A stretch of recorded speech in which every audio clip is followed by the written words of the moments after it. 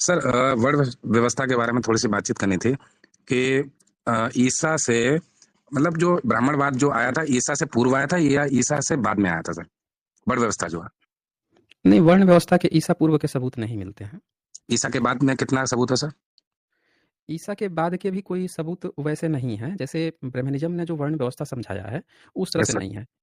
अब ठीक है अगर सर। हम देखें तो 8वीं-9वीं सदी में जो जी। अरब अरब के कुछ ट्रैवलर्स थे, मर्चेंट हम्म, थे, जो आते थे मसाला वगैरह खरीद के ले जाते थे भारत से, सिलोन से। तो उन लोगों ने ना कई-कई किताबें लिखी हैं, उसमें भी उन्होंने भारत को 7 भागों में बाँटा है। जी। 7 उन्होंने ये नहीं कहा है कि 4 ही भाग में होते हैं। तो ठीक है सर। उन्होंने हाँ, 7 भागों में बाँटा है। इसी तरह मेगास्थनीज़ भी 7 भागों में बाँटा है, तो हम्म, वर्ण व्यवस्था का वैसे प्रमाण नहीं मिलता। तो हाँ, फायान साहब तो सबसे पहले वही सबसे पुराने जो यात्री माने गए हैं ना सर?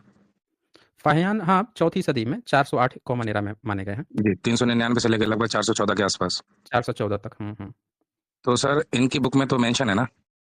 कहाँ मेंशन है? आप कौन सी बुक सजेस्ट करेंगे फायान जी की? कोई भी पढ़ लीजिए, लेकिन जो वर्ण व्यवस्था अनुवादक। को जिस तरह से सर नहीं सर किसी सर की प्लीज। किसी का भी आप ले लीजिए, किसी का भी अच्छा, ले लीजिए। आप वो अनुवादक अपनी बात जगमोहन रखिए ना। वर्मा जी। यस, हाँ वही मैं रखने जा रहा हूँ। जैसे अभी हाँ, आपने कहा रखिए। 8वीं या 9वीं सदी के आसपास वर्ण व्यवस्था मतलब सुनने में आई मैन तरीके से। लेकिन मैं ये कहना चाह रहा था कि फायान के समय में भी फायान जी ने भी वर्ण व्यवस्था को लेकर मेंशन किया है। हेलो। अरे तो आप हेलो। आगे तो बोलिए, सबूत तो दीजिए। केवल आप बोल रहे हाँ हैं मैं किया है, बताऊं। किया है। नहीं, अनुवादक जगमोहन वर्मा जी हैं और संपादन है डॉक्टर AM परिहार। इनकी बुक अथेंटिक है या नहीं है सर? और पब्लिकेशन है बुद्धिज्म पब्लिशर्स जयपुर वाले। अरे भाई आप बताइए तो कहाँ पे क्या मेंशन है, तभी तो कुछ हम बोलेंगे। जब आप बोलेंगे नहीं तो कैसे पता नहीं, चलेगा? नहीं, अभी आगे बता बताइए। रहा हूँ सर। जो बुक है इनकी जो मैंने अभी राइटर बताए हैं, सॉरी, अनुवादक है जगमोहन वर्मा जी, संपादन है डॉक्टर ML परिहार जी। और आपकी ही सजेस्ट की हुई बुक मैंने ले रखी है, पेज नंबर 89, जिसमें ये कहा गया है वर्ण व्यवस्था में फायान के समय भारतीय समाज मुख्य रूप से 4 वर्णों ब्राह्मण क्षत्रिय वैश्य और शूद्र में विभाजित था। अब सुनिए, ध्यान से सुनिए, यस सुनिए। सर। वहाँ पे आपने क्या कहा, फाहियान के समय में, यानी ये बात फाहियान ने नहीं लिखी है, ये संपादकीय है। हाँ वो तो है। तो संपादक जो है ये खुद से अपनी बात कह रहा है ना। अरे सर तो फिर संपादक जो होते फायान जी हैं, की। जी सर। अब सुन मेरी बात सुनिए, जी। संपादक जो है खुद ये बात कह रहा है। आप हम्म, फाहियान की किताब पढ़िए, अब वो पढ़ के वो बता दीजिए कि उसकी कहाँ पे वर्ण व्यवस्था है। उनकी कौन सी बुक संपादक पढ़नी तो होगी हमें? भई आप संपादकीय पढ़ लिए ना, जिसमें क्या करता है कि कोई संपादकीय जो है अपने आप, अब देखिए फाहियान ये थोड़े बोलेगा कि फाहियान के समय में 4 तरह की वर्ण व्यवस्था थी। ये कोई वो व्यक्ति जब जो उस उन्होंने भारत किताब का को वर्णन कंपाइल दिया कर था। रहा है, जी हाँ, सर। वो इस तरह से नहीं लिखेगा। वो कहेगा कि फाहियान कहेगा कि मैं भारत गया था तो मैंने 4 वहाँ पे वर्ण व्यवस्था देखी। वो इस तरह से लिखेगा, ये नहीं कहेगा फाहियान के समय में 4 तरह की वर्ण व्यवस्था थी। यानी कि हम्म, वो जो कंपाइल करता है उसने अपने व्यू वहाँ पे लिख दिया है, क्योंकि उसको ऐसा लगता है कि कहीं वर्ण व्यवस्था होती होगी, तो उन्होंने ऐसा देखा है तो इस तरह से उसने लिख दिया है। आप लेकिन सर बुक फाहियान तो का आप जी। वो किताब पढ़ के बता दीजिए कि वहाँ पे कहाँ पे वर्ण व्यवस्था की बात कर रहा है। सर ये बुक मैंने आपकी सजेस्ट की हुई जो आपका जो वीडियो जो चलता है ना यूट्यूब पे सर, ये मतलब बाद हुँ। में देखते हैं, तो उसमें 4 बुक्स का एक पैकेज था, जिसमें एक बुक थी इत सिंह का आंखों अरे! देखा भारत। देखें यस देखें, सर। वो आप ना, ये जो या अनुवादक हैं जो किताबें आप पढ़ रहे हैं, ठीक है पढ़िए, यस सर। लेकिन प्रकाशिकीय में क्या लिख रहा है उसको थोड़ा फ़िल्टर आउट कीजिए। अभी किसी का भी किसी दूसरे ने थोड़े किया है हिंदी अनुवाद, जगमोहन वर्मा का ही है। आप जी सम्यक जी। पब्लिकेशन से लेंगे, तो उन लोगों का अपना संपादकीय होगा, उसमें राजेंद्र प्रसाद सिंह जो हैं वो हाँ संपादकीय हाँ। किए होंगे। लेकिन जो राजन हिंदी सर का जी हाँ। अनुवाद है जगमोहन वर्मा का, वो बीच में होगा ना, भीतर लिखा होगा। ठीक है? तो आपको हम्म, क्या करना है कि संपादकीय की बातों को बहुत ज़्यादा सीरियस मत लीजिए। ये लोग क्या करते हैं, जहाँ खतीय लिखा होगा उसको हिंदी में क्षत्रिय लिख देंगे। क्षत्रिय। ये भी करते हैं ये ठीक है। लोग। हाँ, ये भी काम ये लोग हम्म, करते हैं ना। हुँ। हाँ तो जैसे इसमें इसके पेज नंबर 21 पे, जैसे जब फायान साहब जब यहाँ भारत में आए थे तो ऐसे घूमते हुए दक्षिण पूर्व मथुरा से 18 योजन चलकर संका यानी कि फरुखाबाद जिला यानी कि संकिसा। तो मैं सर फरुखाबाद से ही हूँ। और संकिसा के हुँ। बारे में जो भी उन्होंने बताया था वो इस बुक में तो ठीक है। और जो हाथी का जो वहाँ पे प्रूफ मिला है, उसकी सूंड टूटी हुई है, वो मैंने अपनी आंखों से भी देखी है। और उस हाथी के जो गज, सॉरी हाथी नहीं, गज गज शब्द अच्छा रहेगा अपने हिसाब से। तो उसे जस्ट पहले लगभग 10 फुट पहले एक लेफ्ट साइड में एक मंदिर पड़ता है, टेम्पल। उसमें बीच में बुद्ध जी हैं, लेफ्ट साइड और राइट साइड में इंद्र और विष्णु छत्र लेके खड़े हुए हैं। ये हुँ, वहाँ के हुँ, हुँ। खुदाई में मिला हुआ है। और इस बुक से मैंने जो पढ़ा है उसमें अब वो बोलूंगा तो खैर सर लंबा हो जाएगा। कोई बोलिए, नहीं। बोलिए। नहीं, वो जो इस बुक में लिखा है वो तो सब अच्छा है। वही सेम हुँ, जो हमारे यहाँ पे जो हमने देखा है वो वही इसमें लिखा है और बिल्कुल सही है। 7 सीढ़ियां भी हैं जो अशोक सम्राट जी ने उनको बनवाया था बाद में, कि हुँ। एक दुखियारी आई थी, उसने कहा था मैं इतने बड़े महाराज को मतलब या प्रभु को कैसे देख पाऊंगी। तो ऐसे करके बाद में वो सीढ़ियां भी बनी थी, वो वहां से अवतरित हुए थे। और ऐसा भी इस बुक में लिखा है कि ऐसा माना जाता है कि अवतरित हुए थे भगवान बुद्ध। तो और जो टीला हाँ, है वो यानी कि प्रहलाद की। महायान जो महायान शाखा यस है सर। ना, हम्म, महायान शाखा, वो अपनी कहानियों में बहुत सारी चीज़ों को ऐड करती है। बुद्धिज़्म बिल्कुल की सर। कई शाखाएँ हैं, जैसे महायान हाँ, शाखा वो मैंने थोड़ा-सा पढ़ा है। भविष्य की भी बातें करती हैं। वो ये हाँ, हाँ। कहेगा कि बुद्ध का जब जन्म हुआ था तब नारद और असित मुनि आए थे और उन्होंने हुँ, भविष्यवाणी की थी कि चक्रवर्ती बनेगा या फिर बहुत बड़ा आदमी बनेगा। फिर हुँ, वो ये कहेगा कि मरने से पहले 3 महीना पहले जो है बुद्ध पहले ही कह दिए थे कि हम 3 महीना बाद महापरिनिर्वाण होगा मेरा। तो वो हुँ, ना हुँ। भविष्य की संभावनाएँ और वो तरह-तरह की चीज़ों की पुट अप करता है, पर उसका उद्देश्य जो है ब्रह्मानिकल टाइप का अंधविश्वास नहीं है। नहीं, नहीं, वो मैं नहीं कह रहा सर। हाँ, हाँ। और एक चीज़ और समझिए कि यस सर। वहाँ पे जो ये दिखाएगा ना कि अवतरित हुए थे, तो हाँ, हाँ, हाँ, ये अभी था। उस समय की जो लैंग्वेज है, हुँ, समझिएगा इस बात को, उस समय की जो लैंग्वेज है और हुँ, इस हुँ। समय की जो लैंग्वेज है, दोनों में ना ज़मीन-आसमान का फ़र्क आ चुका है। जैसे उस जी, जी। समय आपको संकिसा में जब दिखाया जाएगा कि सीढ़ी के हुँ, ऊपर हुँ, बोधिसत्व खड़े हैं और उनके अगल-बगल में इंद्र और ब्रह्मा खड़े हैं, हुँ, हुँ, ठीक है? हुँ। वो ये मूर्ति है। दिखाएगा और हाँ, हुँ, और वो जो बूढ़ी जो माँ है, वो नीचे हुँ, बैठी हुई हैं, नीचे उसके सीढ़ी के नीचे हैं। यही दिखाया हुँ, जाएगा, हुँ, सीढ़ी के हुँ। नीचे भी हैं।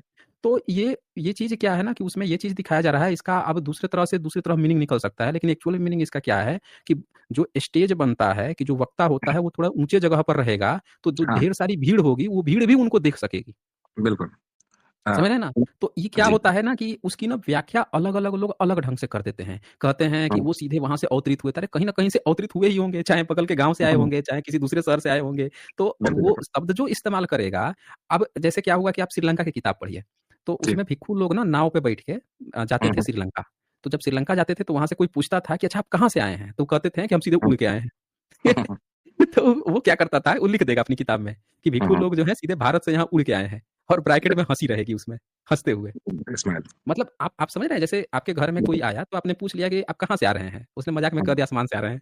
हाँ, समझ रहे हैं मेरी बात को? बिल्कुल, तो बिल्कुल, अब बिल्कुल। सामने वाला इतना भोला-भाला है कि उसने क्या लिख दिया कि सीधे आसमान से अवतरित हो रहे हैं। जी, जी, जी। क्योंकि तो आप इससे हाँ, समझिए कि बुद्धिज़्म जो है एक प्रैक्टिकल धर्म है ना, प्रैक्टिकल धर्म है, हाँ, उसकी वो तो है। श्रृंखलाएँ बन रही हैं, मिल रही हैं। तो उसमें जो अलंकार होता है, दुनिया के हर एक जो विदेशी भी फॉरेनर जो लेखक हैं, उन्होंने भी लिखा है कि बुद्धिज़्म की चीज़ें बड़ा अलंकारित रूप से लिखी हुई हैं। अच्छा जो अनुवाद हुँ, किया जगमोहन वर्मा, वो तो जी। वो है ना मतलब कि वो तो हिंदू ब्राह्मणवादी हैं ना, समझ रहे हैं? वो ब्राह्मणवादी हैं। अनुवाद तो कर रहे हैं, उनको आता है नहीं।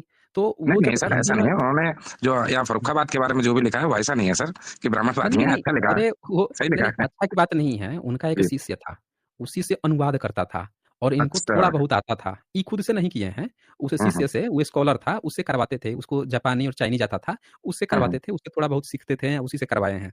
तो जी, जी। हुआ क्या ना कि हिंदी भाषा जब तैयार की जा रही थी, तो पाली तब तक पूरा ही खत्म कर चुके थे सब।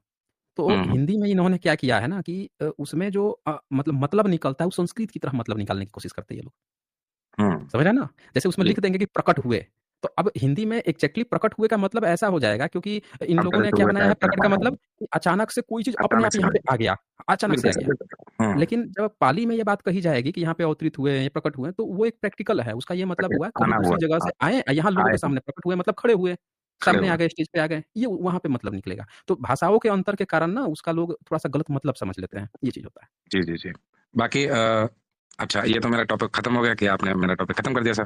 बाकी जो वहाँ पे हुँ, महाबोधि महाविहार में जो चल रहा है, उसके लिए मैं अपने चैनल पे डालूँगा और मैंने ये चैनल सिर्फ़ इसीलिए जॉइन किया था, सिर्फ़ आपके लिए विलास साहब के लिए और जो भी यहाँ पे गलत हो रहा है, वो सबके लिए। और मुझे सुनने मतलब विलास सर ने भी ये भी कहा था, खड़ा साहब ने, कि पहले ये महाबोधि महाविहार के बाद ये फर्रुखाबाद का ही नंबर लगेगा या फिर मथुरा का हुँ, नंबर हुँ। लगेगा। जो संकिसा है ना, संकिसा पे ये लोग कब्ज़ा कर रहे हैं, संभल जी। पे कब्ज़ा करने की कोशिश कर रहे हैं। ये सब जी। ऐसी जगह हैं जहाँ पे 7वीं सदी में ह्वेनसांग लिख के गए हैं कि हुँ। वहाँ पे बुद्धिस्ट लोगों का ये साफ-साफ लिखा हुआ है कि अगर कभी भारत में फिर से बुद्धिज़्म दोबारा बुद्ध की क्रांति होगी तो इसी जगह से पहली बार चिंगारी फूटेगी। ये लोगों का विश्वास था 7वीं सदी में। हाँ, वैनसन सोचिए साहब की भी लिखा बुक हुआ मैंने है। ह्वेनसांग ये लिखित रूप में लिख के गए हैं कि अगर कभी भविष्य में चिंगारी फूटी, कभी बुद्धिज़्म का लोप होने की कोशिश हुई है, दोबारा चिंगुरी फूटेगी तो वो पहला धरती जो है संभल ही होगा। या मुझे सर नहीं संभल पता नाम है था। या कुछ नाम है। हुँ, हुँ। हाँ, मुझे सर नहीं पता था ये हमारा जो संकिसा है, ये मैं तो समझता था कोई होगा कुछ ऐसा खेरा टाइप का, खेरा हम लोग गाँव में कहते हैं ना खेरा बोलते हैं इसको, कि हुँ, हुँ, मतलब कोई टीला टाइप का। लेकिन जब हुँ, आपसे मिला, जब आपकी बुक्स पढ़ी, तब समझ में आया।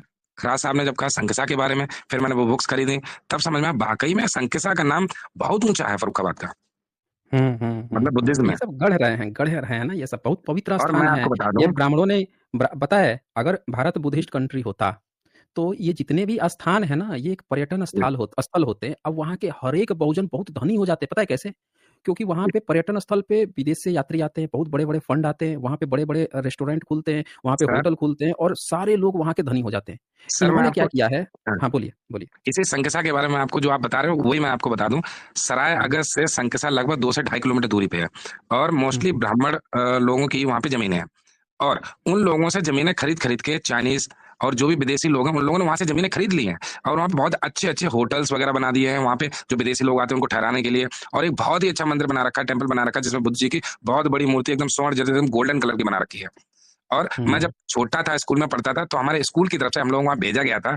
मैं होगा लगभग 4th या 5th क्लास में।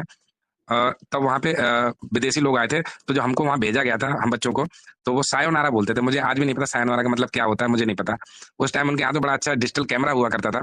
हम लोगों को उस ऊपर टीले पे भेजा गया था जिसपे आज भी पुलिस वहां पड़ी रहती है। दो दो मतलब ट्रक भर के वहां पे आज भी लेटी रहती है, हमेशा से लेटी रही है। और उस टीले पे जाने के लिए किसी भी बंदे को इजाजत नहीं होती है। जब भी कोई भी बुद्धिज्म का बुद्ध जी का कोई भी जो भी प्रोग्राम मेन प्रोग्राम होता है तो वहां पे सब लोग सीढ़ियों के नीचे ही सिर्फ कैंडल जला के चले जाते हैं, ऊपर जाने की इजाजत नहीं होती किसी को भी। हम बच्चे थे इसलिए हम लोगों को और भेजा गया था। ऊपर एक पंडित जी होंगे या पंडे होंगे जो भी हैं, वो तिलकधारी, वहां पे उन्होंने एक मूर्ति बिठा रखी है। वो कहते थे हमारी ये बिसारी देवी है, वहां पे महामाया नहीं है, बुद्ध जी की माता जी का कुछ नहीं है वहां पे, ये उनकी हुँ। बिसारी देवी है।